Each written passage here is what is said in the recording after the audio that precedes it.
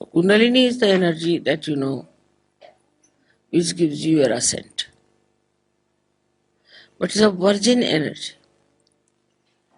It's an energy that is detached. It doesn't get attached to any center, to any function. Only one function it has to do is to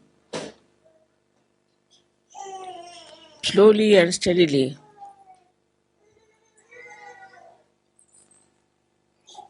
pass through all these centers, nourish them, give them whatever they like, whatever they want, whatever they can bear, and slowly and steadily open the Sahasrara.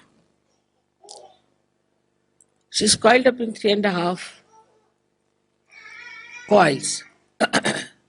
It has a mathematical significance. Why 3.5 coils she's, I think in my book I have described about her. But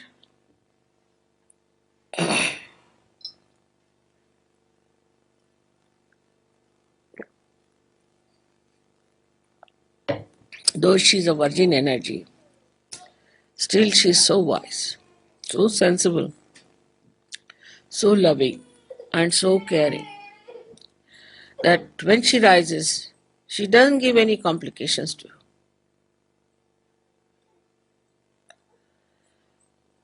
She doesn't even make you feel that she's rising. In some people she does. When the people are not normal, some obstruction is there, then you do feel. But normally, you do not even feel how she is rising. She goes up in a way automatically, supported by the whole mechanism. When she rises from one center to another center, the lower center first opens for her to enter in, and then it augments. It closes down so that it can keep the Kundalini in its place. Then it goes higher, there again,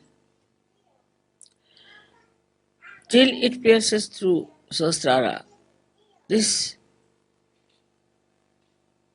ascending of Kundalini goes on. This is what is Raja Yoga. That is not artificial, something outside, but a spontaneous working of the mechanism is Raja Yoga. As I always say that when you start the motor car, all the mechanism starts working by itself. But by just moving the wheel, you cannot make the car move. In the same way, when the Kundalini is rising, she rises spontaneously and passes through these 6 centers. That time she also at Vishuddhi,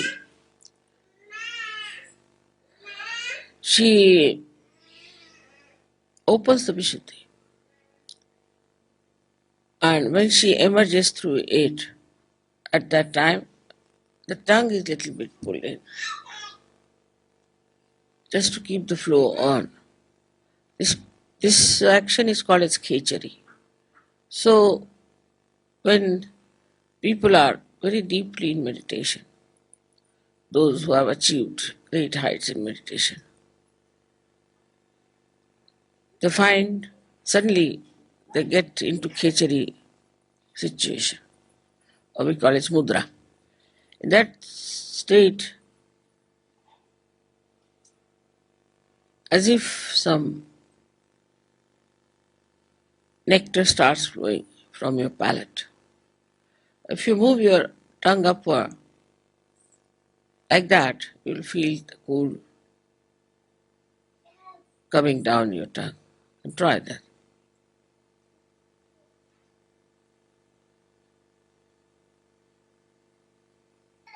So one has to try to meditate in such a manner that this working of the Kundalini is facilitated. The chakras are cleansed out. And ultimately, you are in a state of meditation. It's not a question of how to go into meditation,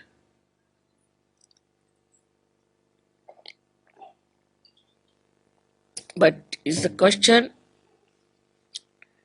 how to be in meditation all the time.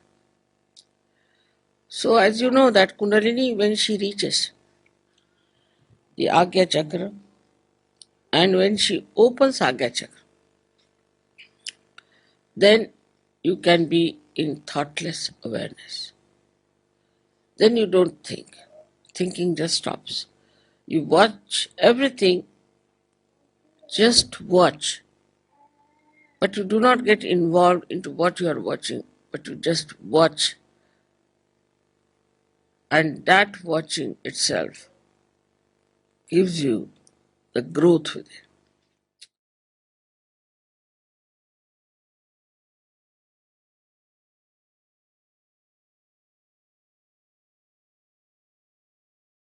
This is what it is, that the mind can take you to all kinds of wrong things because it has no connection with reality, firstly, and secondly, it is a mythical thing.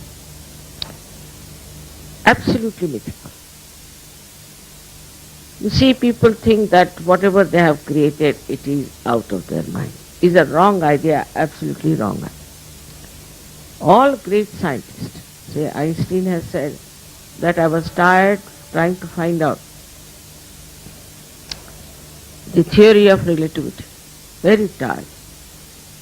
He had some concept, like all scientists take up some sort of a concept and they try to build up their research on that. And then I thought it's a wrong concept that I've. Sunday he said, I went into the garden, I said, let's try and play with the soap bubbles. He was playing with the soap bubbles like a small child. And suddenly from somewhere unknown, he says, the theory of relativity dawned upon me. Many scientists have said that they don't know from where they get this idea. From where did they get it? It has a special study now people are doing to find out how these scientists got these things. And in a very sahaj manner. Even the way penicillin was discovered or anything was discovered by these people was not through the probing or manipulation of the mind, but through some unknown force. It came into their mind, and that's what they thought, that this was from their mind. Some, but most of them realized, even Newton realized, that it is coming from something, some source which I am not aware of. As Sahajogis, you know, it is the source of the divine power which is all pervading the Param Chaitanya. You know, because you can feel it. You know it is there.